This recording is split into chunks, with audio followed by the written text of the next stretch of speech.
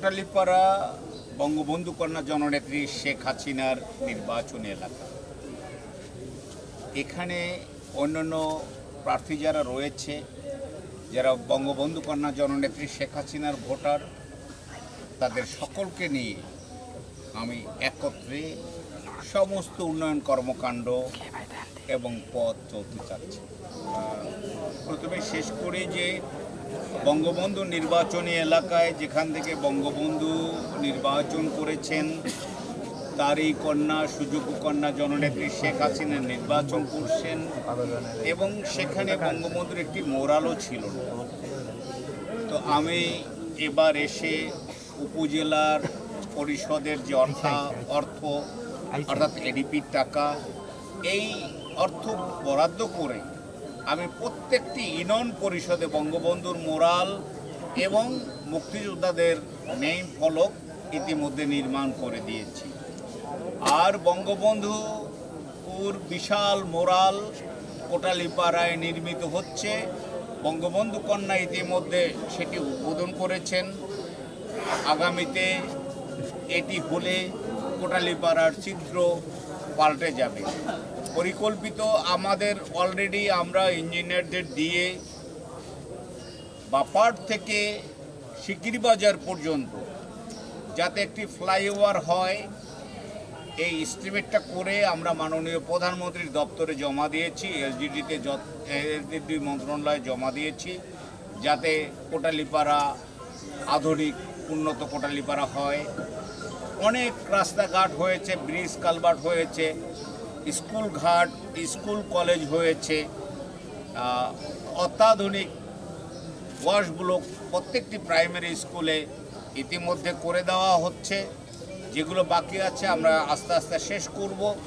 ধারাবাহিকভাবে কোটালীপাড়ার সকল মানুষ যাতে জননেত্রী শেখ হাসিনার নির্বাচন এলাকার সকল ভোটার যাতে সকল ধরনের সুযোগ সুবিধা পায়, এটি নিশ্চিত করার জন্য আমি প্রাণপণ চেষ্টা করব।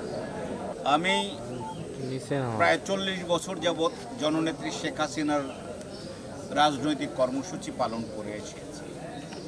জননেত্রী শেখ হাসিনার যে নির্দেশ সেটি অক্ষর অক্ষরে পালনের জন্য আমি বদ্ধপরিকর। ওখানে বঙ্গবন্ধু কন্যা জননেত্রী নিজেই সব কিছু নিয়ন্ত্রণ করেন। তিল তিল করে কোটালীপাড়া টুঙ্গিপাড়ার উন্নয়ন করেছেন, গোপালগঞ্জের উন্নয়ন করেছেন, সারা বাংলাদেশের উন্নয়ন করেছেন।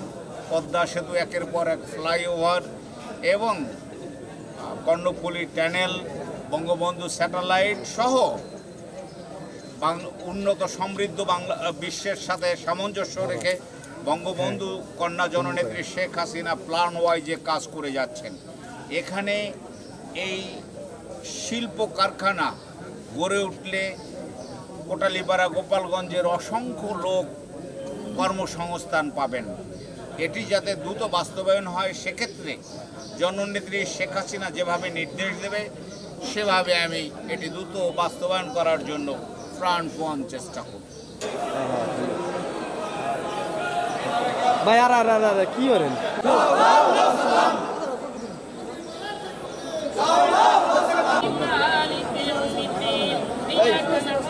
পিছনে আসো, পিছনে আসো, পিছনে।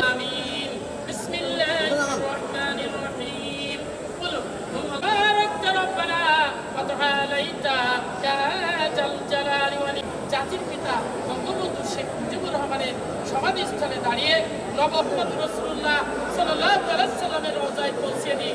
আল্লাহ খাস করে শহীদ করুন শহীদ বঙ্গমাতা বেগম ফজিলাতুন্নিসা মুজিব, শেখ কামাল, শেখ জামাল, জান্নাতুল ফেরদাউস নসিব করে দিন। ইয়া রাব্বুল আলামিন, আপনার নিকট সাহায্য প্রার্থনা দান করুন, হায়াতে তাইয়্যিবা দান করুন।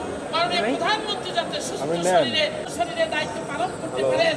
মাননীয় প্রধানমন্ত্রীর নেতৃত্বে দেশের জনগণের ওয়াসসালামু আলাল মুরসালিন। আলহামদুলিল্লাহ।